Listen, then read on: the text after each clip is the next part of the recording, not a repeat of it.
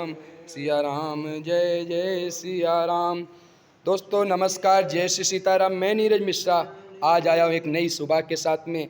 मैंने सोचा क्यों ना आप लोगों को भी प्रभु के दर्शन कराऊं और कुछ बातें हैं जो बहुत महत्वपूर्ण हैं जो आप लोगों तक पहुँचे। देखिए हमारे प्रभु विराजमान हैं और अभी आरती पूजन हुआ है और ये श्री रामचरितमानस का पाठ नित्य करना चाहिए। भले 5 मिनट ये हमारे प्रभु की पूजन की सामग्री वगैरह एकत्रित होके सुबह मॉर्निंग में अपना यह नित्य कर्म है मेरा। मैं नीरज मिश्रा आप लोगों को कुछ विशेष सूचना देना चाहता हूं ताकि हो सकता है समोग नीच के मुख से कुछ निकली बातें आप लोगों के काम आ सके।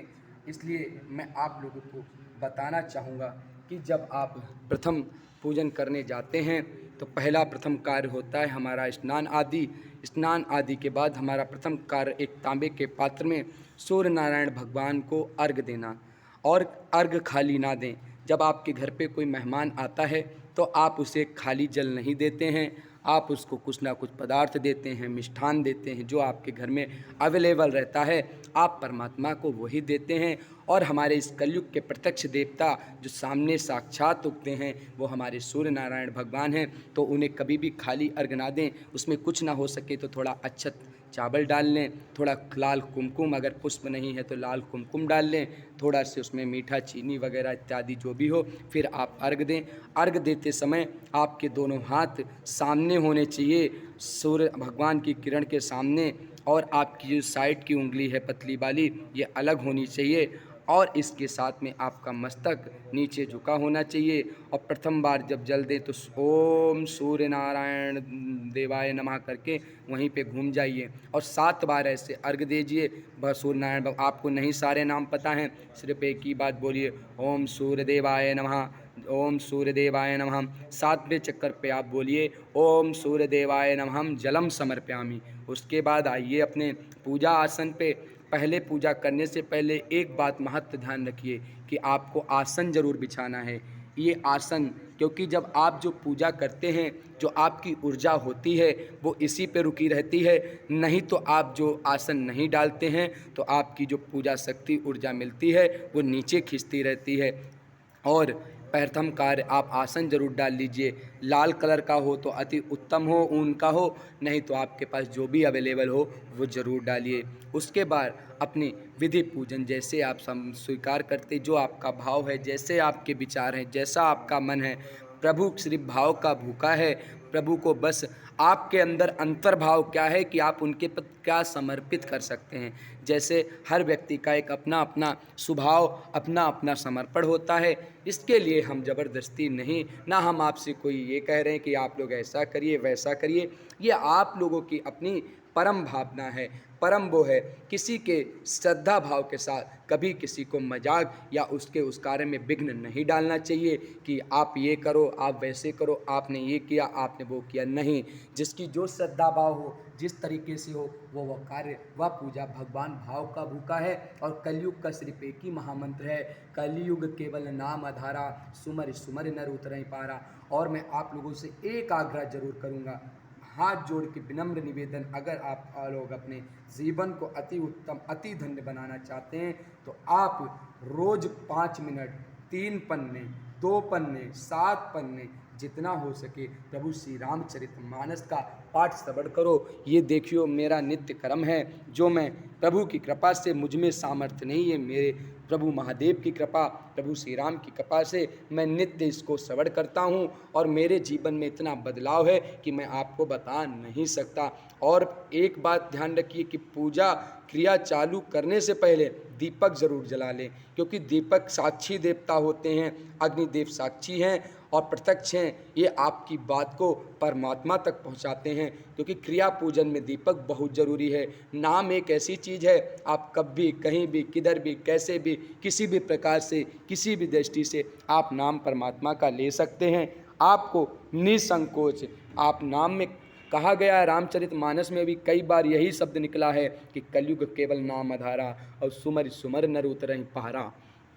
आप नाम ले सकते हैं। ये हमारे सब प्रभु की पूजन सामग्री वगैरह एकत्रित होती है।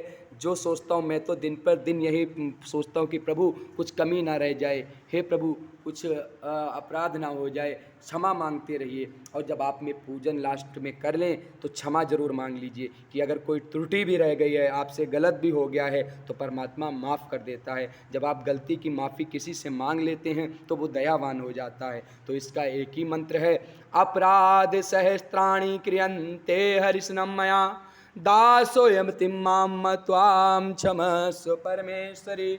अवहान्नं न जनामि विसर्जनं पूजां चैं न जनामि क्षम्यतां परमेश्वरी। मंत्रहीनं क्रियाहीनं भक्तिहीनं सुरेश्वरी यति पूजितं मया देवी परिपूर्ण तदस्तु मे। अपराध सहस्त्राणि क्रियन्ते हरिस्नं मया दासमिति मां त्वां क्षमस्व परमेश्वरी। ये मंत्र उच्चारण करके और दंडवत लेट जाइए और माता से कहिए, त्राहि माम शरणागतम, माँ मुझे अपनी शरण में लो, मेरे अपराध को क्षमा करो, मुझसे अगर कोई त्रुटि हुई तो माफ़ करो। आप देखिए आपकी पूजन क्रिया सफल है और पूजन करके जो क्रिया पूजन किया है साक्षात परमात्मा के चरणों में समर्पित कर दो, इसका कई गुना ज़्यादा फल आपको और मिलेगा, इसमें जरा सा भी संदेह नहीं है।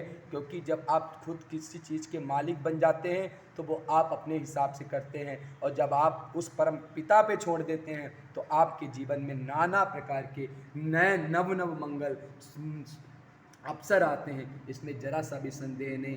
पूजन करने से पहले भगवान को अच्छे से स्नान कराओ, वस्त्र से पोछो, बढ़िया जैसे हम अपना करते हैं।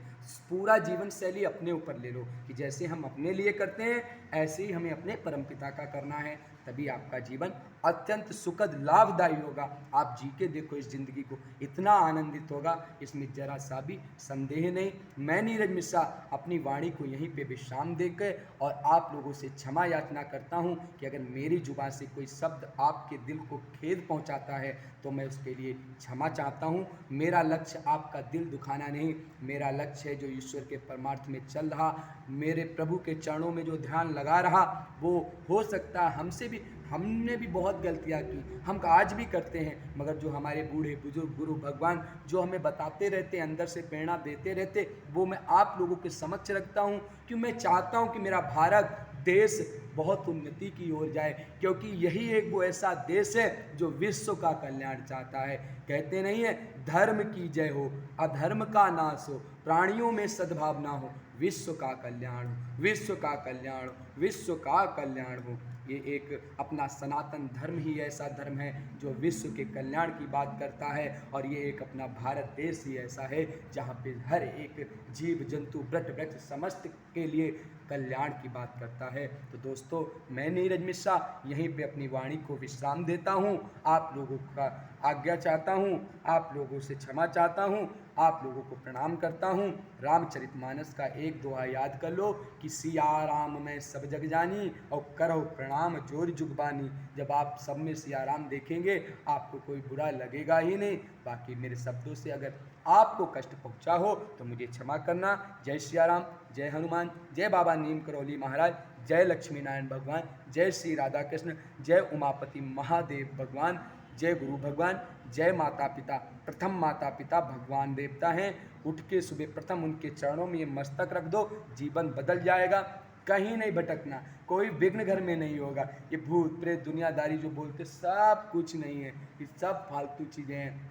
आप सिर्फ परमात्मा माता पिता की चरण बंदगी कर लो, आपको समझो परमात्मा प्राप्त हो गया, इसमें जरा सा भी संदेह नहीं। बोलो सियावर रामचंद्र की जय, उमापति महादेव की जय, पवन सुत हनुमान की जय।